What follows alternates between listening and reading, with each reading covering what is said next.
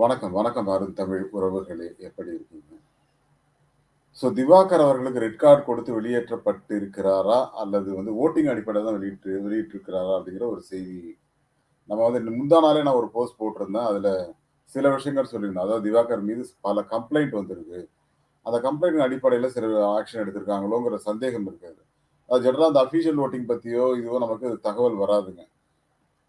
ஆனா சில voting details நமக்கு வருது. பட் அதுல 5ஆம் இடத்தில் திவாகர் இருக்காரு. அது அஃபிஷியல் வோட்டிங் அடிப்படையில.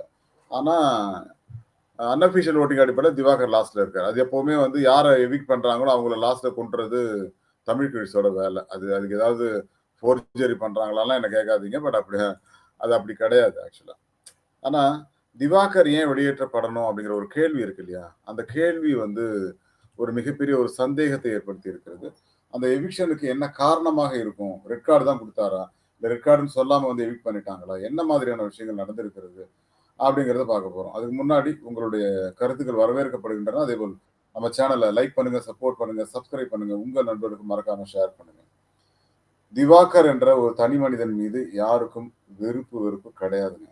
ஆனால் திவாகர் கானா வினோத்துக்கு நடந்துக்கிற விஷயமாகட்டும், ராயபுரம் கரிவாயன், அவன் மூஞ்சி பாருங்க ஒரே இருட்டா இருக்கும் அப்படின்லாம் சொல்லி கேவலப்படுத்துற விதம். தீண்டாமையை வந்து என்கரேஜ் பண்ற விதம். இது எல்லாமே தான் திவாகர் அவர்களுக்கு எதிராக அமைந்து விட்டதோ அப்படிங்கிற ஒரு சந்தேகத்தை இது எழுப்பியிருக்கிறது.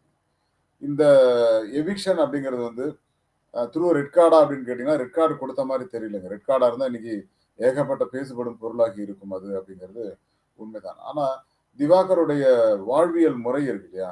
அவர் வாழ்ந்த விதம். என்ன பத்தி என்னோட பேக்கிரவுண்ட் தெரியுமாடா? என்னோட பேக்கிரவுண்ட் தெரிஞ்சா அவ்வளவுதான்டா. நீங்கலாம் கிட்டக்கே வரமாட்டீங்கடா அப்படிங்கிறாரு. சொல்றாரு. நம்ம கமருதீன்ட்ட சொன்னாரு. இவர் வினோத்கிட்டயும் சொல்றாரு. "ஏய் என்னோட பேக்கிரவுண்ட் தெரியாம பேசிட்டு இருக்கீங்க" அப்படின்றாரு. இது ஒரு பக்கம். அதாவது வினோத மிரட்டுறாரு, கமருதீன மிரட்டுறாரு. அதெல்லாம் வேற விஷயம். அதுக்கப்புறம் திரும்பவும் இவங்கலாம் பேசதான் செய்றாங்கன்னு வச்சுக்கோங்க. பெரிய அளவுல அங்க ஏன்னா இருக்கிற அந்த 15 பேரு, 17 பேரா அவங்களுக்குள்ள தான் அவங்க பேசிக்கணும். இந்த வாரம் திவாகர் போயிட்டா 16 பேர் தான் இருப்பாங்க. பட் திவாகர் அவர்களுக்கு இருக்கிற அந்த வாய்ப்பு இருக்கு இல்லையா? அந்த வாய்ப்பை அவர் சரியா பயன்படுத்திக் கொள்ளவில்லை அப்படின்னு நான் அடிக்கடி சொல்லிக்கிட்டே இருப்பேன். ஒரு முதல் விஷயம், முதல் வாரமே நான் சொன்ன ஒரு ஸ்டேட்மெண்ட் என்ன அப்படின்னா, திவாகர் அவர்கள் பார்வதியோடு சேர்ந்து விளையாடினால் அவருடைய ஆட்டத்தை அது பாதிக்கும். தனியா விளையாடினாருன்னா, அவர் சிறப்பா மேல வரலாம். டைட்டில் வின் பண்றது கூட வாய்ப்பு இருக்கிறது நம்ம 3வது வாரம் 21வது நாள் நம்ம சொல்லியிருக்கோம். அதுக்கு என்ன காரணம் அப்டின்னா, அவர் தனியா விளையாடும்போது அவர் கோவப்படுறாரோ, இல்லையோ அது அது வேற மாரி போகும். அது அது பாசிட்டிவா தான் அமையும். பட் பாரு அவர புட் டவுன் பண்ணி "இருங்கண்ணே நான் பேசிட்டு இருக்கேன்ல" அப்படின்னு பேசி அவர அப்படியே வேகத்த குறைச்சுட்டாங்க. பட் அவர் மத்தவங்கள்ட்ட போராடுறாரு, விளையாடுறாரு அதெல்லாம் வேற விஷயம். ஆனால் அவருடைய போராட்டம் வீணாகி விட்டது. "வேழுக்கிறைத்த நீராகி விட்டது" அப்படிங்கிறது தான். அது என்ன வேழுக்கிறைத்த நீருங்கிறீங்களா? அதாவதுங்க நீங்க ஒரு நெற்பயிருக்கு இட்டீங்கன்னா நெல்லு கிடைக்கும். வயல்ல போட்டீங்கன்னா என்ன ஆகும்? ஒண்ணுமே இருக்காது. வெறும் அந்த பூ பறந்து போயிரும். அவ்வளவுதான். இந்த மாதிரி தான் திவாகர் செய்து விட்டார். நான் இந்த குற்றச்சாட்டை 21வது நாள் முதல் வாரமே வச்சேன். முதல் வாரமே வச்சு எஃப்ஜே நல்ல பையன் எப்படின்னு தெரியாது. அவனும் சொன்னான். பார்வதியோட அவர் சேர்ந்து விளையாடினா சீக்கிரம் வெளில போயிருவாரு அப்படின்னா, அதே மாரி வெளில போயிருக்காரு. இதத்தானே நாங்க படிச்சு சொன்னோம். பார்வதியோடு சேர்ந்து விளையாடக்கூடாது அப்படிங்கிறத சொன்னோம். அவருக்கு தெரியல பாவம். பார்வதி செம்ம கன்டென்ட் குடுக்குறாங்க. நம்ம 2 பேரும் சேர்ந்தா நம்ம தான் கடைசி வரைக்கும் போயிருவோம். இவங்களெல்லாம் இந்த எஃப்ஜே முதல்ல அனுப்பணும். விக்ரம முதல்ல அனுப்பணும். "டேய் விக்ரம், நீ எல்லாம் நாமினேஷன் வந்தா அடுத்த வாரமே வெளில போயிருவ தெரியும்ல" அப்படின்னேன். அவன் திமிராவே சொன்னான். அப்பல்லாம் வோட்டிங்லாம் பெருசா கிடையாதுங்க விக்ரம்க்கு. நான் வோட்டிங்ல வரல. 4வது வாரம் சொன்னாருன்னு நெனைக்கிறேன். நல்லா ஞாபகம் இருக்கு. வோட்டிங்ல நான் வரலங்க. அதுக்கு நான் காரணம் கிடையாது. நீங்க தான் நாமினேட் பண்ணணும். நீங்க நாமினேட் பண்ணீங்கன்னா நான் வர்றதுக்கு ரெடி. நான் ஏதோ நாமினேஷன் ஃப்ரீ பாஸ் வாங்குனேனா? அதுக்காக போராடுறேனா? இல்ல அதுக்காக யார்ட்டயாவது ஐஸ் வைக்கிறேனா? இந்த குரூப்லயே இருக்கேனா? எதுலயும் கிடையாதுங்க. நீங்க எனக்கு ஓட்டு போடுறதுக்கு என்ன ஏதோ நாமினேஷன் ஓட்டு போடுறதுக்கு தயாராக இருந்தால், நான் நாமினேஷன்ல வர தயார். நான் நல்ல வோட்டிங் வாங்குவேங்க. எனக்கு நம்பிக்கை இருக்கு. என்ன பத்தி நீங்க கவலைப்படாதீங்க. என்ன பத்தி இத பத்தி பேசணுங்கிற அவசியமும் இல்ல. ஓட்டு போட்டு நீ போ நாமினேட் பண்ணு. நீ இருக்க, பார்வதி இருக்கா, 4 பேர் போடுங்களேன். யார் வேணாம்னு சொன்னா? நாமினேஷன் கொண்டு வாங்க. அதுக்கப்புறம் என்னோட வோட்டிங்க பாருங்க அப்படின்ட்டாரு. போன வாரமும் அவர் தப்பிச்சிட்டாரு. இந்த வாரமும் தப்பிக்கிறாரு. இந்த வாரம் என்னன்னா, விக்ரம் இருக்கும்போதே திவாகர் வெளியே இருக்கிறார். அதுக்கு என்ன காரணமா இருக்கும் யோசிச்சு பாருங்க. திவாகருடைய ஆட்டம் சரியில்லைன்னு அர்த்தம். அதுக்கு என்ன காரணம்? அவர் பார்வதியோட சேர்ந்து விளையாடுவது. பார்வதியோட சேர்ந்து இப்போ ஒண்ணும் இல்ல. அரோரா விஷயத்துல எவ்வளவு பெரிய இஷ்யூ அது.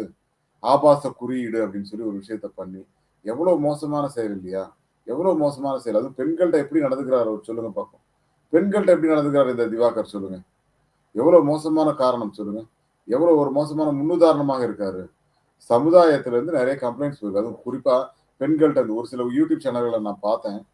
அதாவது உங்கள் வீட்டு பெண்களை திவாகர் மாதிரியான ஆட்கள் பிக் பாஸ் வீட்டுக்குள்ள இருக்கும்போது, நீங்க உள்ள அனுப்ப முடியுமா? அனுப்புவீங்களா? அப்படின்னு சொல்லி கேட்டிருக்காங்க. பெண்கள் கேட்கறாங்க. அது மிகப்பெரிய ஒரு கொந்தளிப்பை ஏற்படுத்தி இருக்கிறது சோசியல் மீடியால. அவருக்கு ஆதரவாளர் 10, 15 பேர் இருக்காங்க. நான் இல்லன்னு சொல்லல. ஆனா அதெல்லாம் தாண்டி ஒரு மிகப்பெரிய ஒரு எதிர்ப்பு கிளம்பியிருக்கு. கட்டி பிடிக்கிறது, அவங்க இடுப்பு வச்சு தூக்கி நிறுத்துறது, கைய பிடிச்சா திவ்யாவோட கைய விடல. நான் அவ்வளவுதான் நீ இதுக்கு மேல கை வச்சீன்னா அப்படின்னு அவங்க சொல்ற அளவுக்கு அது நடந்துக்கிறாரு.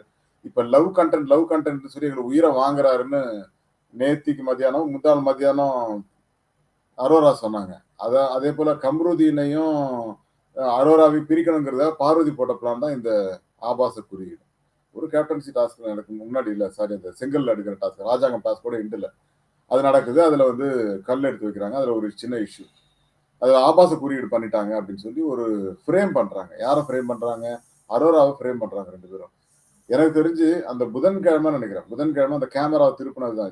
திவாகர் வந்து கேமராட்ட போய் பேசி, நான் தான் தமிழக மக்களை நான் தான் உங்கள் நடிப்பு அரக்கன் பேசுகிறேன் அப்படின்னு சொல்றாரு இல்லையா?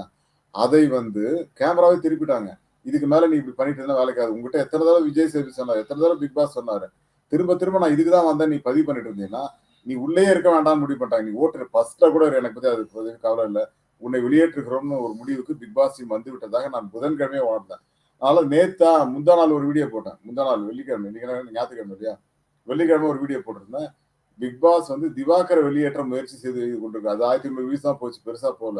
ஒரு மத்தவங்கலாம் வந்து ஏகப்பட்ட பொய் சொன்னாங்க. நான் உண்மைய சொல்லியிருக்கேன். பட் அது வந்து குறைவா தான் போயிருக்கு. அது பரவால்ல அது. That's it.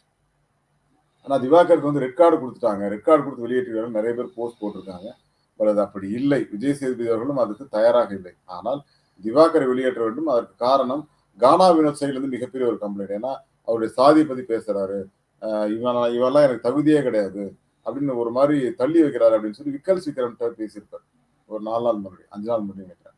அந்த மாரி நெறைய விஷயங்கள பண்றாரு. இல்ல இதெல்லாம் இங்க பேச முடியாது அப்படின்னு விக்கல்ஸும் அவர தடுக்கிறாரு. ஏன்னா, அத வந்து திவாகர் பேசுறாரு, அவர் பேசல. ஒரு முரண்பாடா சொல்றாரு. திவாகர் நேரடியா பேசல. சில வார்த்தைகள விடுறாரு அவரு திவாகர். சோ அந்த மாரி விஷயங்கள் நடக்கும்போது, இது ஒரு பெரிய கம்ப்ளைண்ட் வருது. அந்த கம்ப்ளைண்ட் அடிப்படையில தான் சில ஆக்ஷன்ஸ் எடுத்திருக்காங்க. அதேபோல பெண்கள் விஷயத்திலயும் இவரு தாறுமாறா பண்றாரு. ஒண்ணும் இல்லங்க. அந்த ராஜாங்கம் டாஸ்க்ல திவ்யாவ நான் கல்யாணம் பண்ணிப்பேன். அதாவது என்னுடைய அதாவது என்னுடைய மகாராணியே அவங்க தான். மீதி இருக்கவங்கலாம் அந்தப்புறத்து அழகிகள். அவங்கலாம் அந்தப்புறத்துல இருக்கு. யாரும் எனக்கு தங்கச்சிலாம் கிடையாதுங்கிறாரு. இதே வியானா வந்து அவர் அண்ணன் கூப்பிடுறாங்க. இவரு பார்வதி அவர் அண்ணன் கூப்பிடுறாங்க. ஆனாலும் இந்த மாதிரியான ஒரு விஷயத்த பண்றாருங்க. சோ இதுக்கெல்லாம் ஒரு முடிவு காலம் கிடையாதா? அப்படின்னு தான் நம்மலாம் பேசிட்டு இருந்தோம் இந்த வாரம். எனக்கு திவாகரோட பர்சனலா எதுவுமே ஒரு நான் தவறுன்னு சொல்ல மாட்டேன். அது அவருடைய சொந்த விருப்பம். ஆனால் நீங்க பிக் பாஸ் வீட்டுக்குள்ள இருக்கும்போது, மற்ற பெண்களை எப்படி நடத்த வேண்டும் அப்படிங்கிறது. நான் ஒரு பொண்ண லவ் பண்றேன் அப்படின்னு சொன்னா கூட ஒழிஞ்சு போகுதுன்னு கம்முனு விடலாம். ஆனா எல்லாரையுமே வந்து எனக்கு பிடிக்கும். எல்லாரையுமே நான் வச்சுக்கிறேன். கல்யாணம் பண்ணிக்கிறேன் அப்படின்னு சொல்றதெல்லாம் எவ்வளவு மோசமான செயல். அதுவும் அரோராவ அப்படி இடுப்புல இப்படி பிடிச்சு தூக்கி இப்படி வச்சுக்கினாருங்க. வச்சுட்டு அந்த பொண்ணு கதர்றா. அதுக்கப்புறம் விடுறாரு. அதுக்கப்புறம் தான் அந்த சில முரண்பாடுகள் ஏற்பட்டதுன்னு நினைக்கிறேன். அதேபோல கம்ருதீனையும் அரோராவையும் பிரிக்கணுங்கிறது தான் இந்த ஆபாச குறியீடுங்கிற ஒரு ஃப்ரேம் போட்டாங்க. யாரு? பார்வதி. அத பயங்கரமா அடிச்சு வரைச்சுட்டாரு. அது நான் தனியா டாபிக் கூட பேசலாம் நம்ம. அவ்வளவு விஷயங்கள பண்ணியிருக்காங்க. பட் திவாகர் என்ற ஒரு தனி மனிதனுடைய தோல்வி தான் இது. அதாவது தான் என்ன சொல்றாருன்னா, நாங்கலாம் வோட்டிங்ல அப்படியே மக்கள் கோடிக்கணக்கான ரசிகன் எனக்கு இருக்கான். உனக்கெல்லாம் எவன்டா இருக்கான்? நீலாம் போனீன்னா வெளில போயிருவ. எஃப்ஜேலாம் அவன் நாமினேஷன்ல வா, உன்ன அடுத்த வாரம் வெளில அனுப்புறானா இல்லையான்னு பாரு. அது இல்லாம இவரு ஓட்டு கேட்கிறாரு போயிட்டு. அரோராவுக்கு ஓட்டு போடாதீங்க வெளில அனுப்புங்க. கமருதீனுக்கு ஓட்டு போடாதீங்க வெளில அனுப்புங்க. கானாவினத்துக்கு ஓட்டு போடாதீங்க வெளில அனுப்புங்க. நீ யார் அத சொல்றதுக்கு? விக்கல் விக்ரம் ஓட்டு போடாதீங்க வெளில அனுப்புங்க அப்படின்னு சொல்லி. நீ யாருப்பா அத சொல்றதுக்கு? நீ யார் சொல்றதுக்கு அத? உனக்கு அருகதையே கிடையாது அது. அதனால தான் இன்னைக்கு நீ வெளியில வந்திருக்க.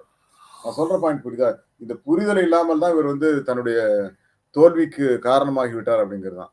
இத பற்றி இன்னும் வேறொரு களத்தில பேச thank you and bye to மீண்டும் சந்திப்போம்.